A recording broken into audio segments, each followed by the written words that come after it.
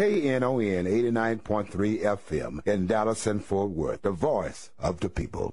Business owners, tell KNON's listeners about your business. You can put your business or event on KNON. KNON currently has space available to run announcements for you. Tell KNON's listeners about your goods, services, nightclub, concert, or event. Help keep the voice of the people on the air while putting your information on the air. KNON's been named the #1 radio station in Dallas by both the Dallas Observer and D Magazine. Put your business with Dallas's #1 station. Call now for more information at 214-828-9500, extension 227, or extension 233. For more information, go to knon.org and click on the Run Spots on KNON page. It's a great way for your business to support community radio while letting more people know about you.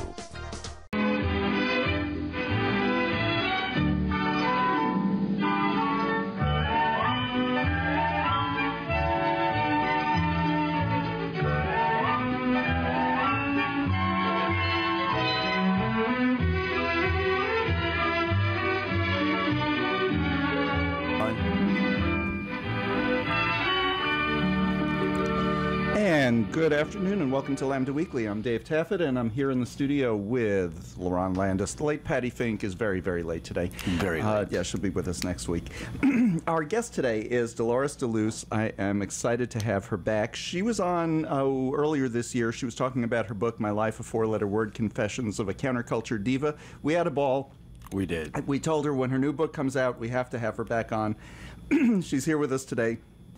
Her new book, it really is G-rated, but, well, okay, R-rated. But the name of the book is Blowjobs, A Guide to Making It in Show Business, or not. And she doesn't list it as a how-to book, it's a how-not-to book. How not to. How not to. Dolores, welcome. Hi there, David. How are you? I'm good. How are you? Hi, Dolores. Good on this kind of gray, rainy day, unusually so in Los Angeles. It's kind of gray here, too. It's supposed to get cold here, though, again. It is another cold front. Here. Cold for us. Well, cold for us is like the 40s, so. Yeah, we had 80s like all over the holiday and everything. Yeah, we did too. Not 80s, but 70s. It was really nice. Did you have a nice Thanksgiving? Yeah, it was great. I had 101 fever, and I cooked for 2 days with it on top of the 80-degree temperature. Oh, no. Well, that sounds like something you would do. It was quite memorable. The meal turned out great, and none of my guests died of any kind of diseases. So Well, that's always good. Well, I guess whatever I have is just with me and my sick body. But anyway, it was fun anyway. I had family from all over the place showing up. It was great, yeah.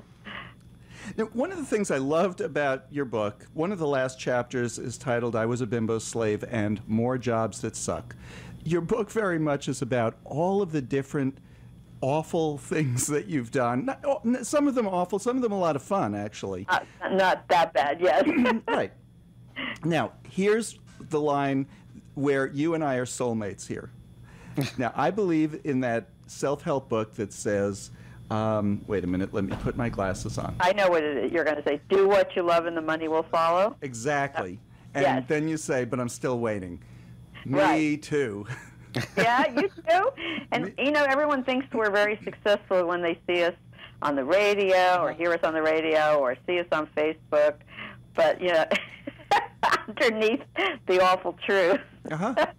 Right. For me, it's one article that I write after another. Right. They're always, but it's like, oh, exactly. All it does. Yeah, What they don't realize is you've put in the time.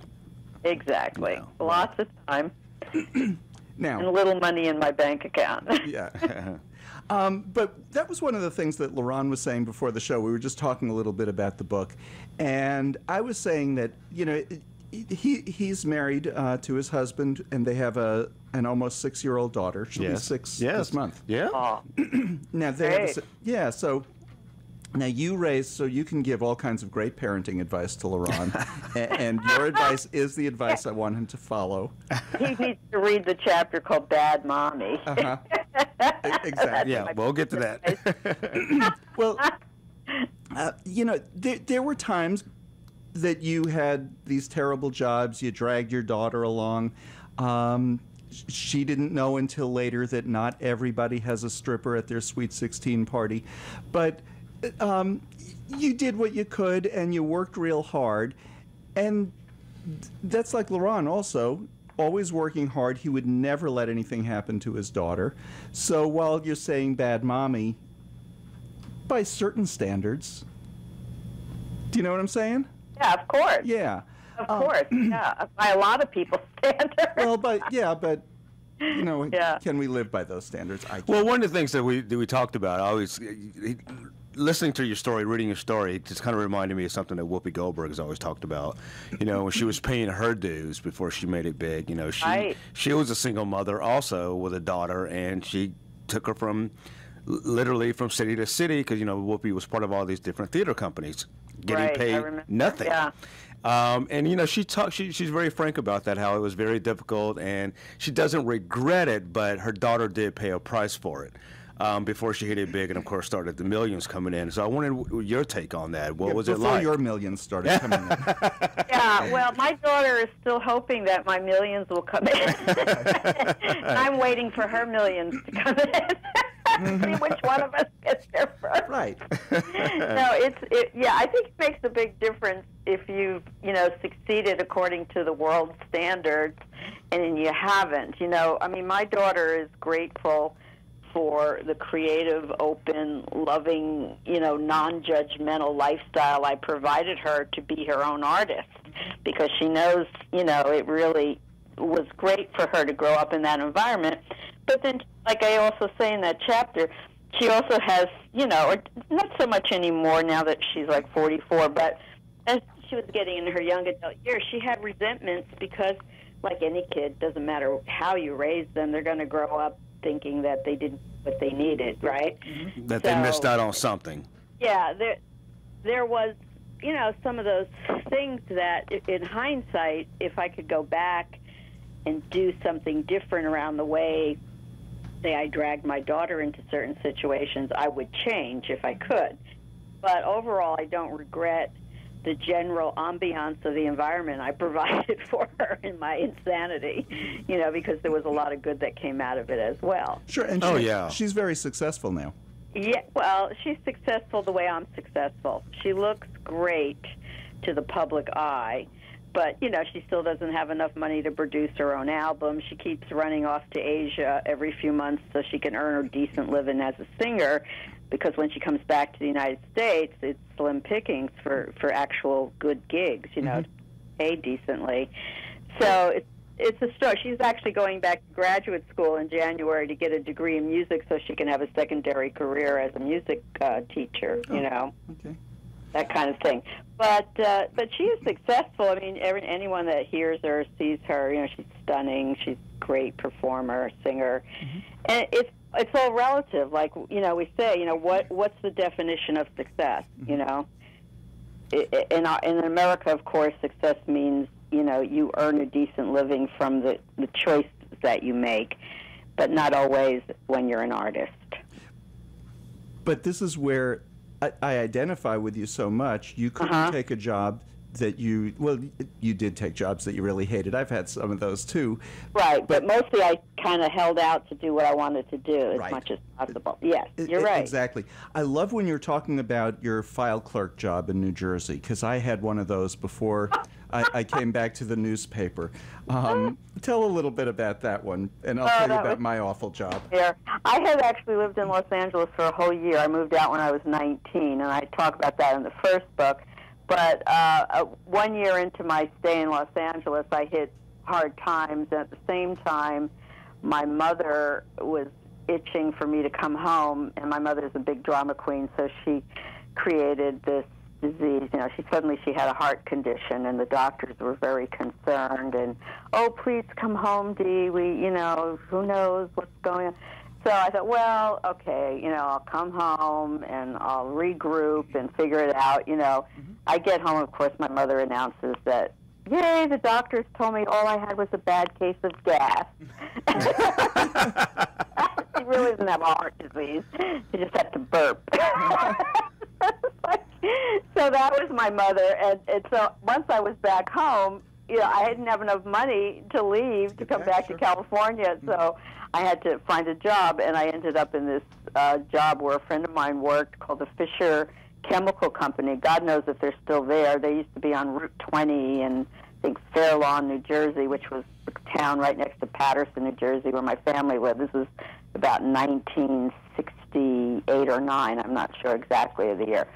So I'd go to work every day, and they'd basically send me to the warehouse in the back, and with stacks and stacks of these files on all the chemical research that their chemists were doing, and I'd have to file them appropriately, and it was just grueling. It was so boring and horrible.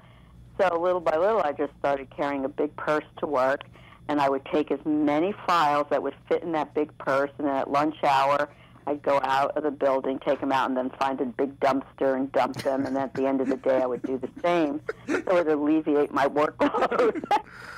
Wow. And nobody ever looked for those files, or you were gone by the time? That happened, as far as I know. I mean, maybe after I left. They eventually fired me. They had a reputation of never firing anyone. They were very lenient and generous company. You know, you got unlimited sick days, which I took full advantage of. I went to Florida once for 2 weeks, pretending to have a severe flu in January. And I came back to work brown as could be. Well, wait a minute. Unlimited sick days? Are they hiring now? What's their number? and then after that, the reason why they fired me was, you remember when Donovan wrote that song, They Call It Mellow Yellow? Sure. Quite rightly. Uh-huh.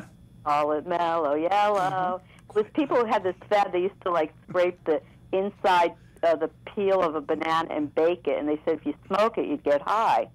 So I decided one day to try it, and I had a banana for lunch, and so I took the peel into the back where the chemists worked. They had their own little area, and I asked the chemists if they would bake the banana peel for me. And then later on that day, as a goof, I was running around the office wearing a Chiquita banana sticker on my third eye and my forehead. And by the end of the day, my supervisor came over and he fired me, and he said that they knew I was selling drugs on the premises, and that if I would leave quietly and just go, they wouldn't file charges and call the police. Oh, my. That's how they got rid of me. But they never busted me for the fake. I actually pretended to faint in the bathroom to take that 2 weeks off, so I could say that I was severely sick. I pretended to faint in the bathroom until somebody came and found my body on the floor. I mean, I did so many things in that company, and they never fired me for any of them. But the one thing that they did, which was bogus, they fired me for. That one they got you for. Yeah.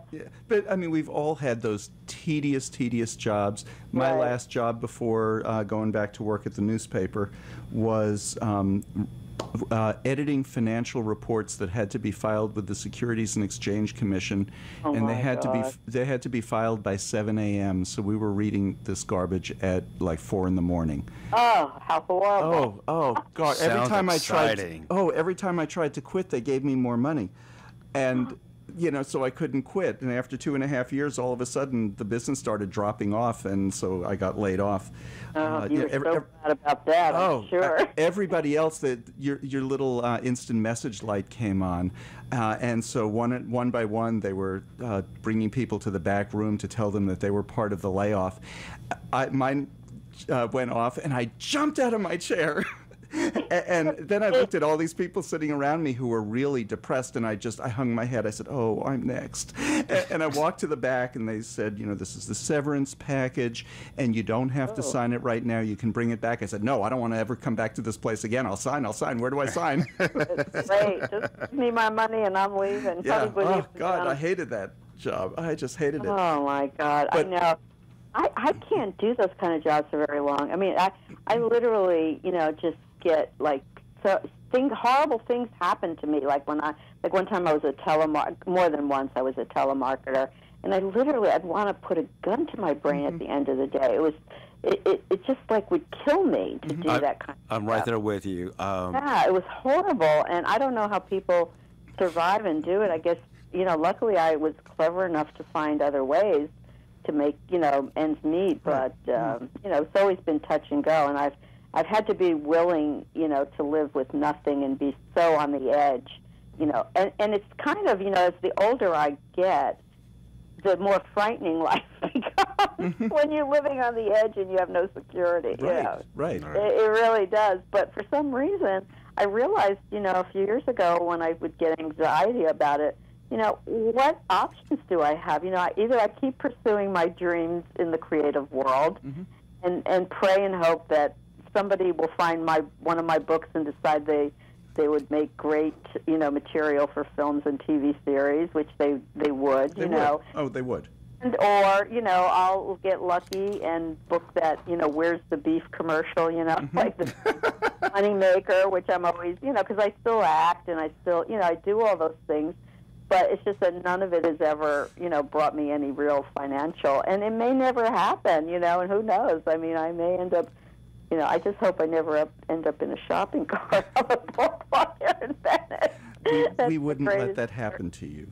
No. I just have this innate trust, in the universe that it never will, and, and it never does. In the 11th hour, something always, like recently I got a job from a woman who's, quite wealthy, and she wants to self-publish. She's been writing books, but she's never had the guts to self-publish like I did. And a friend of hers told me about me and my success with self-publishing my 2 books. And she hired me to consult her. And in the process of consulting her with her material, she ended up also hiring me to edit her newer book. And so right now I have a job for today, but who knows what's going to come next month or the month after that. I never know, But don't you think, because I'm this type of person, that if I had to do the same thing every day like I was doing when I was editing those financial reports, right? I don't care how interesting it is to start, after a while you want to tear your hair out. You do. I couldn't do one of those jobs. We need to take a break. Dolores, stick with us. We're going to be back with more Lambda Weekly on 89.3 Knon FM. I'm Dave Taffet here in the studio with Lerone Landis. We'll be back with more Lambda Weekly right after this. Hi, this is Patti Fink, and you're listening to Lambda Weekly on 89.3 Knon FM. And I'm Dave Taffet here in the studio with Lerone Landis. The late Patti Fink, who you just heard, is not here today. She is in Louisiana with Erin at her family's house for Thanksgiving. Yeah. We're talking to Dolores DeLuce. She's a little bit of everything, but right now we'll just call her an author. Her new book is Blowjobs, A Guide to Making It in Show Business, or Not. And Dolores, where is your book available? Well, right now you can mostly get it on Amazon.com, in paperback and in Kindle, or you could go directly to my website, www.DeLuce. No, that's the other way. That's the other business. Yeah, I wear too many hats. Counterculturediva.com. Okay, counterculturediva.com. Yeah, and but you can get that has a link to them. But there's a couple of stores that carry it. If you're in San Francisco, and I don't know, you might be listening to this but still live in San Francisco, the Green Arcade Bookstore is carrying it. I did a reading at Book Soup. They might have some in Los Angeles on Sunset. You could ask your local bookstore. But I think the quickest, easiest way is just to go directly to Amazon and get it. It's probably cheaper that way, too. I know I like to support the small bookstores, the ones, but not that many of them carry it. That's the problem. Right. Some of them don't let you do readings at their stores. They think Amazon is the evil empire. So, but what's a poor girl to do? She's got to self-publish. Dolores, you talk about your pursuit of dreams in the creative world. So obviously that has taken you through a lot of different jobs, odd jobs. But was there one in particular job in the creative world that you wanted, that you were aiming for, to be an actress or anything? Well, none that I actually aspire to, but some that came to me accidentally that I would say were quite rewarding on some levels. The one chapter here I have in the book, not only were there jobs, there were also businesses that I started. So there was a variety of things that I did. There's like 12 chapters, and they're all named something in relationship to what I did in terms of work. But the one chapter 4 is called Made for This, and that's the story about the 2 years I worked as Dean Martin's housekeeper. And that is quite a story, because in that 2 years I had some fabulous events that occurred while I worked for Dean, and everyone loves that story whenever I read it. that's one of the ones I read in public when I do readings in my book, because people just adore it. And over the course of all the other careers and businesses I started, I've brushed up against many high-profile celebs. I mean, Dean was one of the gods. He was just a total sweetheart, and I say some nice things about him, but it's a very funny story in relationship to where we both were at that point in our lives. When I was in his house, I was still, building props for my one-woman show and running off to auditions and doing all these things right under his nose, by the pool while he took naps, with the aids of his Valium and what have you, So there's stories like that. Right, and he would just say to you, if anybody called for him, oh, just tell him I'm off playing golf. So. Tell him I'm golfing. Yes, he'd always say, good morning, dear. Oh, please hold all my calls if they ask where I'm. Tell him I'm golfing.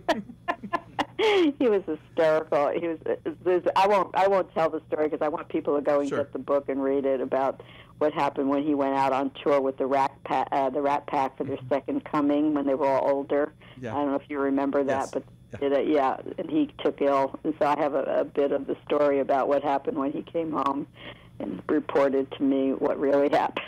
Right, because it was not what was reported in the press. Exactly. But I've had so many, I was the knitter to the stars, and still am, actually, technically, although I'm not doing as much of that selling. But okay. Now, this was the thing that struck me about your being the knitter to the stars, and she made sweaters. That was how Renee Taylor would speak to me. How fast do you knit? The lady. Well, by hand, I'm pretty fast, but I also have a knitting machine, and a lot of my designs were combinations of things that I could do partially on the machine and then partially by hand. Like, I actually had accounts all over the country in the 80s with Saks Fifth Avenue and Bergdorf Goodman's and Bendel's in New York. And I did that for 2 seasons, but I had no investor money, and I couldn't keep the ball rolling because it got more and more difficult to produce the knits and the samples for the reps in New York and Los Angeles, and then get the orders filled. And oh my God, it was. Well, I'm amazed that you were even able to make enough sweaters for somebody like Renee Taylor to come along and take a look at them and say, okay, I'll take this one, this one, and this one. If you came to my house right now, I will open my closet door in the hallway.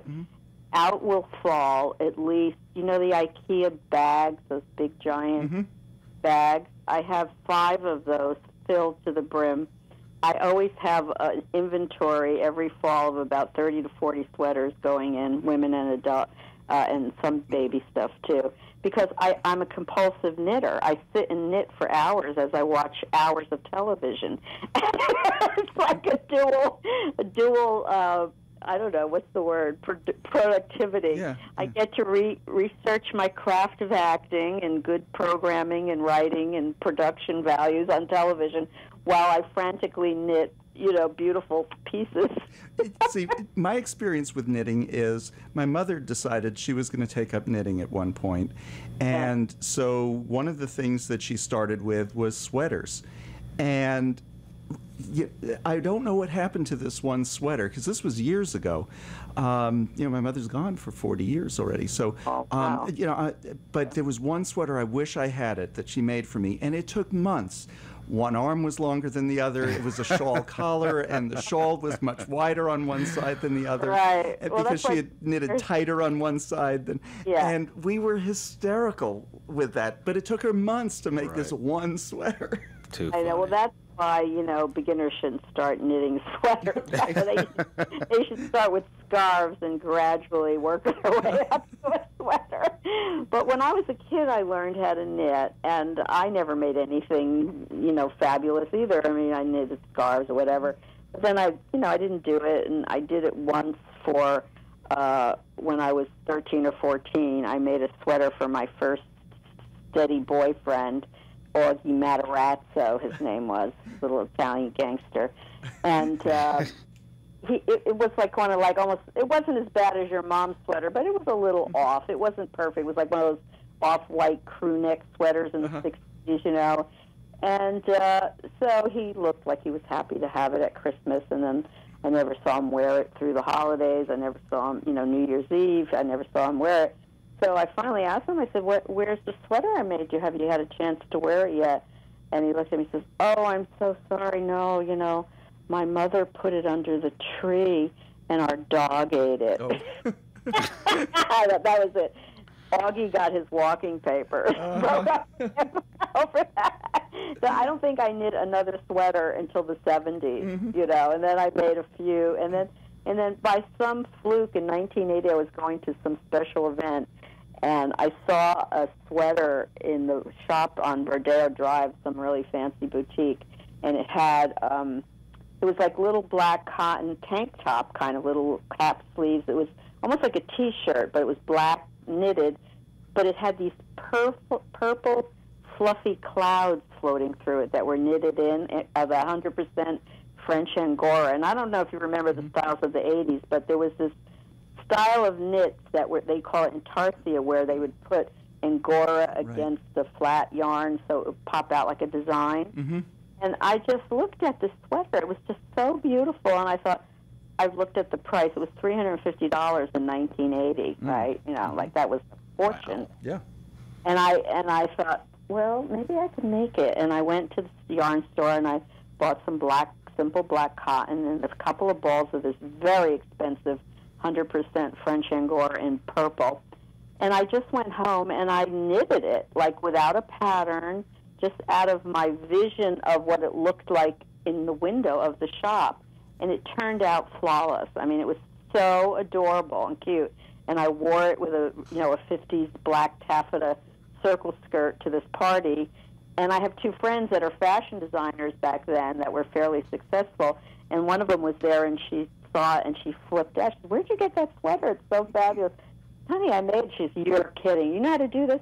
She immediately said, do a few more and go to this store and go to that store. And before I knew it, overnight, I had stores in L.A., West Hollywood, and all over ordering sweaters. And then my other fashion designer friend, who was like actually I have a story in here about him, Clifford Olson. He used to do stuff for Tina Turner and Aretha, and he started out North Beach Leather and Suede, and then he had his own business for years. He was very helpful in mentoring me, and he ended up bringing me into his fashion reps, and next thing I know, that's how I was selling all over the country. And it just like happened overnight, Yeah. I never realized I even had this knack of knowing how to design and knit without a pattern. But whenever I tried to follow a pattern, I didn't do it very well because I'm dyslexic, and it would always come out weird, But when I can do it just from my own vision, and also as a kid, I learned how to sew, so I had a sort of an understanding of the shapes of garments because of cutting patterns, when you're little and you learn how to sew a blouse or this or that. So that's how I would kind of like just knit the shapes and then sew them together, and they turned out to be pretty fabulous. Dolores, I want to talk to you about L.A. I know Los Angeles, Hollywood is, considered like the entertainment capital of the world. Everybody who has any dreams to make it big, in whatever field it is, they think they need to be there. Was there any times in the midst of your experiences that you thought, you know what, I need to get out of L.A., maybe this isn't for me? Well, before I started seriously seeking a career in L.A., you know this from the stories of my first book, I ended up in San Francisco performing. And that, too, was sort of accidental in a way, because that was when I met Divine, and then Divine and I became really good friends, and then he mentored me, and the next thing I know, he suggested I work in a Coquette show in San Francisco. So based on that job that I got, performing with the Coquettes in 1973, I moved to San Francisco for 4 years, and that's really where I got my chops. That's where I learned to act on stage, and I started writing with, the collectives that I worked with and that kind of thing. But then once I came back to L.A., because I felt like San Francisco was limited, like I can only keep performing in the underground, and I wanted to really reach a bigger audience. So I moved back to Los Angeles by the end of the 70s, and that's when I started to pursue, the Hollywood dream. And that's kind of where this book picks up. And so I don't think I ever felt like I had to get out of L.A. for any reason, in terms of But I love to travel. I mean, since my daughter's been older in the last 10 years, I've traveled all over Asia to be with her at different exotic countries where she was singing and things like that. So yeah, but not really feeling like I had to get out of L.A. to make it in some sort of way. Yeah. If that's what you meant. Yeah.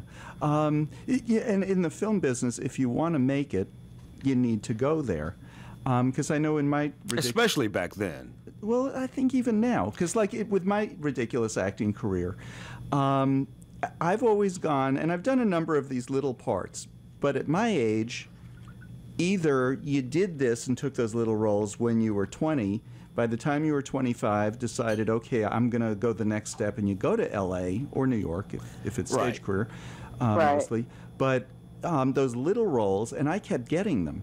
And do you remember, Lerone, I went a full year, and every week I said, okay, if I don't get anything this week, I'll look for a job. Okay, if I don't get anything and you kept getting it. And for a full year, I got something. And they were all little jobs. But I wasn't up against very many people because, when I was in my 50s and, and people in their 50s aren't going for those real little, just... They are now. Yeah, but not here. Not here in Dallas is what I'm saying. So you did this in Dallas. I did this in Dallas. Well, that's what I mean, and I have a little small... That's what you mean, yeah.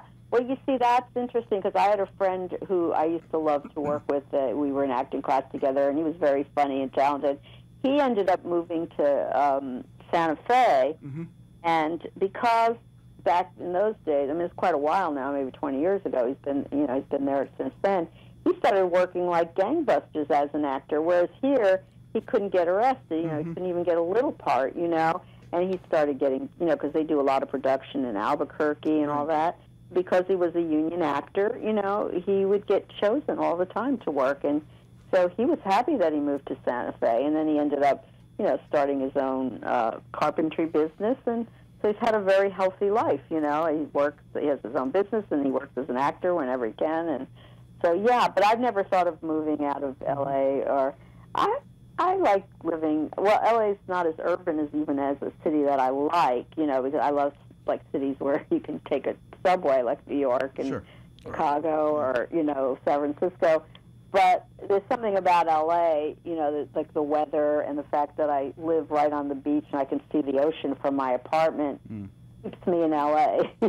That's hard to beat. Yeah, I've been here for so long that, for me to change gears and try to live in another city would be difficult unless I had a lot of money, If I had money, I'd have an apartment in New York, too, Oh, sure. And that's what I meant about the acting thing, David. Like, long time ago, you kind of had to be in L.A. Now there are opportunities to make it other places, especially in TV. There's so many TV shows that aren't filmed in L.A. anymore. They go all over. They go all over, especially Canada. People don't know some of the shows are filmed in Canada, but they are. And also some of in North Carolina. I mean, there's a lot of that give tax incentives, and that's why we have such a bad economy here in California, especially in the film industry. Everybody from below the line to the performers suffer here. Unless you're a name actor already, of course they're going to hire you and take you anywhere. But for all the lesser jobs, they take a skeletal crew of the big names, the head designer, this, that, and then they hire local talent for all the other positions that need to be hired on a film or a TV show that's being shot. So there's a lot of us now, on the unemployment line, people that worked a lot and did a lot. I have friends, that were pretty, up there in the costume departments and this and that. They're all struggling now because of that runaway production. It's crazy that a city, especially the city, but also just the state of California, if they were smart, they would do something to be competitive with these states that are offering those kind of tax breaks to bring some of that production back home here. Yeah. It's really bad. Yeah, I mean, I've noticed a decline, and also the whole business has changed. Like, I do mostly commercial acting now. All the stuff I go up for is usually just commercials, and even that business has radically lost its numbers of sheer production that happened, not just from the runaway, but from the way people advertise. Like I did a commercial last year for the internet, which pays nothing practically. You know, they get to use your stuff for a whole year online. Whereas before, if you did that same commercial and they air it every time on television, you make a nice sum of money. Right. You know, I could live on that one commercial all year, but that's not happening these days. It's so hard to book a job now that actually gets on-air play. You know, and that's because of the way everything's changing, too, in the world. Sure. So, being in L.A., I know you should have some stories about working for some probably well-known names. Any? You read the book. Which ones did you like? Let's talk about Madge, Madonna. Oh, man. Well, you know, I didn't work directly for her. I worked for the costume designer, Marlene Stewart, who was hired to do the Blonde Ambition tour along with Jean-Paul Gaultier. And yeah. So you remember those bullet bras that she wore in the Like a Virgin number? Because I know they filmed that. Well, anyway, Marlene was a friend of a friend, and I barely knew her, and she was having trouble with Madonna because Madonna was upset that she accepted a second offer to work for Oliver Stone on the Doors movie. He hired her as the head designer for that while she was still doing Madonna's, before they went out on the road, they were still doing the costumes at final dress rehearsals. Like before a big tour like that leaves, they rented a big soundstage at Disney, and they do the whole concert, you know, including dress rehearsals and tech rehearsals, and, you know, so the costumes were still being assembled, and this, you know, Gaultier was shipping things, and then the costume supervisor was having to make duplicates and, you know, all that kind of stuff, and Marlene was in the mix. So Madonna was pissed off at Marlene because she felt like she wasn't getting her undivided attention, and Marlene thought it would ease tensions to hire me as a gopher between the two of them. Wasn't quite the solution. So little old me, you know, I had some experience working in wardrobe because of my knitting and design abilities. I met a lot of customers over the years, and so I had that little niche because I did some of my own styling and stuff like that, and videos and all that, you know.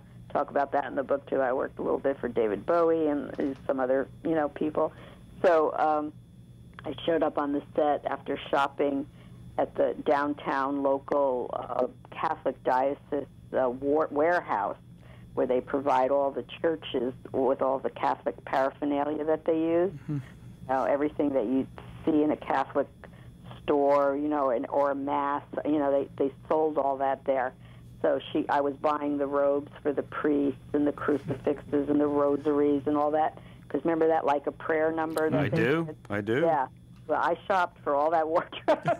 Wow. I brought it directly into the soundstage at Disney. It was my first day on the job, and Madonna cornered me in the wardrobe. She had never met me, but she knew I was coming with the goods because Marlene had told her.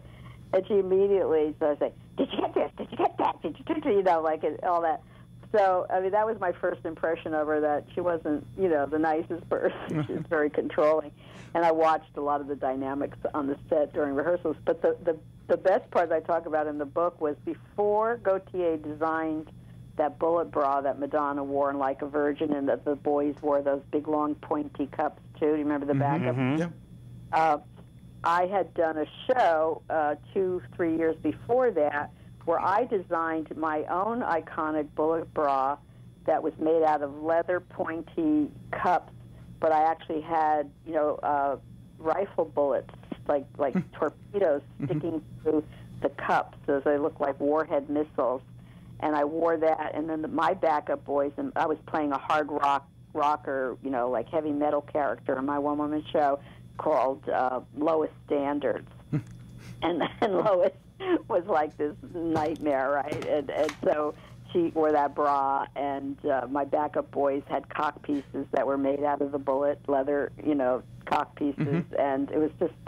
So I always thought that, you know, here I am, I'm always ahead of my time, right? I did it before Madonna, but Madonna and Gaultier got all the credit. Dolores, stick with us. We need to take another break. You're listening to Lambda Weekly on 89.3 Knon FM in Dallas. This is Raphael McDonald from Resource Center Dallas. You're listening to Lambda Weekly on 89.3 KNON FM. And I'm Dave Taffet here in the studio with Lerone Landis. On the line with us is Dolores DeLuce. Her new book is Blowjobs, A Guide to Making It in Show Business, or Not. And Dolores, we're just talking about some of the famous people that you had met along the way. And one of the people you talk about just a little bit in the book is Joan Rivers. Oh, Joan. Yeah. Oh, sweet Joan, yes. And it's interesting the way you talk about her. You talk about her, she's 80 years old, she's still going strong. And I know I never watched it much, but we happened to have on Fashion Police that Friday. And it was on, and there she was, and all of a sudden she's in a coma that night. Yeah. I know. It's so shocking. Well, I was so lucky enough to see her again, only like a month or so before that. She was in L.A. this summer. She just put out a new book this year called, what is it, something Diva? I'm trying to read it. I can't remember the title. Diary of a Diva, it was? No, something Diva. It's on in my bathroom. I could go get it. Anyway, she was at Barnes & Noble, and I went early in the morning to get an early number so I can get online, to buy the book so I could see her, because back in the late 80s, Joan had she was the first late-night female talk host because of her, working on the Johnny Carson show for all those years as his sub Fox News, not Fox News, but Fox Network hired her to do the Late Show, and she was going up against Johnny, that time slot. Mm-hmm. And so she had a lot of problems with that, and that she talks about in her history. But she did one of the gimmicks they did that they came up with, the producers, I guess, on her show. They decided to do a contest for viewers to enter called Be Joan Rivers for a Day, where the person that's submitting the tape has to conduct an interview with someone. That's all you had to do. It was couldn't be more than 5 minutes long. You had to interview someone or something or whatever. So I came up with the idea of recycling Lois Standards, who is like this drag character that I do. But she, in the last story I told you, she was a hard rocker. But in this story, Lois Standards becomes a late-night talk show host, like Joan Rivers, and it's like a very loose interpretation of Joan. And I do kind of like her character a little bit, and I come out and I have this late-night talk show, except that it's so bad and it's on so late that nobody watches it. None of the audience shows up. None of the guests show up. So I have a one-man band. I have one guy in the audience, and I come out in a dress that somebody had designed for me for another show. I recycled it for this. That is like clear vinyl front shape, shaped into an hourglass, like the dresses Divine used to wear, tailed, with the fishtail. Mm-hmm. Well, all of that's happening, except the whole front is cut out in an hourglass shape and filled in with vinyl, and I'm naked underneath it. And I'm a hefty gal, breasts and a big round tummy and everything. And so here's all my curves smashed under the plastic, I'm preserving it from prom night or something, And I have a little puff over my pubic area, like a little afro wig and blonde to match my wig, because I have a blonde wig. And then I have X's over my nipples. So I go out because none of my guests show up, I go out into Sunset Boulevard and I interview hookers on the street. Oh, how exciting. But I casted the hookers. They were like people I knew that played hookers, and it was so hilarious. And I get my daughter, who at the time was maybe 16 or 18, well, she's probably 18 because 1988. She had just turned 18.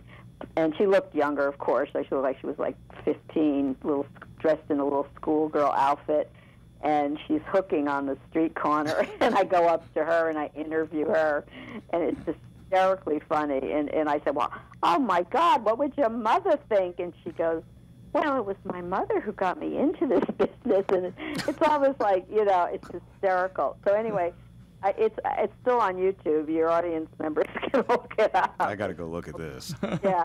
It's called, I talk about in the book, and I think that I even give the name. The title is something like Lois Standards Late Night Talk Show Host on YouTube, or just Google my name on YouTube, and you'll find it. But anyway, it's very funny. And Joan loved it. She wanted me to win the contest, but what happened was the Fox censors wouldn't allow her to even air it because of the frontal nudity. So she was so kind and sweet that she wrote me a letter to tell me this. Like, I would have never known. You know, I would have thought, I was rejected. But I got a letter in the mail from her saying that she thought I submitted the best video of all the, how many they received, and she thought I should have been at least a finalist and be shown, but the censors wouldn't allow it. But she invited me to the studio audience on the night they were going to introduce the semifinalists and then, pick the winner. And that show, I was there, and she came over to us and talked to us, and she was very sweet and kind, and I thanked her. And so years later, we flash forward to just this past summer, I knew I was getting this book out, and I knew that it would be invaluable for me to have a quote from her, So I waited on the line with, hundreds of other people waiting to get the book signed. And she was so sweet to me. She took my hand. We took a photo together. I told her I reminded her of the incident, and she said she remembered. Whether she did or not, she was just being kind. I don't know. Mm-hmm. But I was so happy that I had that moment with her, before we lost her. Yeah. And the pictures in the book of us together, that somebody took with my cell phone. She's just holding my hand, we're sitting there at the table. And she took the book to read, and I gave her my other book, too. And she was very sweet about it. I said, I'm sure you're busy. She says, are you kidding? No, I'm going to read this on the plane going back to New York. And that's the last time I got to see her, but it was very, close to the end of her life, which was amazing. Yeah, that echoes... a lot of people may assume or think that Joan was like, maybe a big B in real life because her comedy style is so she doesn't hold back. But if you see her Academy Award nominated documentary came out about 3 or 4 years ago, Love that. It's a great film, and it really shows the other side of Joan, which is a very kind woman. She's very kind, and so many people that knew her will tell you that story after story about how she helped them, Yeah. Well, and I know anybody who's interviewed her, and you're dealing with just all kinds of personalities. When you're interviewing people, and, we know that certainly, but everybody I know who interviewed her said she was just delightful to talk to. Right. She will be missed. Yeah. Oh, I know. But I don't know, did you read the quotes that I wrote at the top of the book that I made up myself? Yes. Yes, the one from her. Because after it was all said and done, like all the celebrity names that I tried to get to give me quotes never came through for me. So I ended up making up quotes of celebrities that I knew and I had interactions with, and then also ones, that are now passed on. So at the end of the thing, after I write all these funny quotes about them, or that they're supposedly saying about me, I wrote at the back, these are quotes by celebrities if they were still alive or had bothered to read my book, which gave me permission to write them myself. It makes sense to me. Yeah. It was fun to do. In talking about celebrities, and you've had a number of interactions. One of your businesses was a catering business, and so in catering, you're dealing with celebrities, even in their homes sometimes. But one of the stories that you told was really a very sad story. That you said Michael Jackson was at an event. He brought Elizabeth Taylor as his date, and you said they both looked so sad there. Well, they did, because I felt like they were like royalty on display. They take them out just so that the public can see them. But they didn't look really happy to be there. Sure, it was filtered through my own experience of being there, working my ass off, in the hot sun all afternoon, setting up the tents and everything in the backyard and the food tables. And, the chapter is called Food for the Gods. And it was the first time I'd ever seen Liz Taylor up close. And by that point, she was... Well, Michael too. I had never seen Michael in person either until that night, and they were the honored guests because the party was being thrown by some big Hollywood mucky muck producer who had just signed some deal with Michael Jackson to do some kind of film projects I don't know what, if they ever manifest. I have no idea. But all I know is they were spending $1 million. I wasn't the head caterer. I was hired by a friend of mine who also had a catering company, and she had some very big A-list clients because her husband was an A-list screenwriter. So she had a lot of connections in Malibu and all that. So she would hire me and my daughter to work on her parties very often because she knew she had been a single mom before she married her husband and suffered, so she always gave us work, whenever she could. And this particular party, oh my God, it was just so, you know what I mean? It was just unbelievable. And I was just wiped out. And then, when they finally arrived, they kind of came in. Liz was on with a cane, very shaky, and she looked very heavy and not very healthy. And Michael, was wearing one of those, like in the book, I think I call it Sergeant Pepper's Lonely Hearts Club Band uniform. That kind of look that he wore, the jacket and whatever.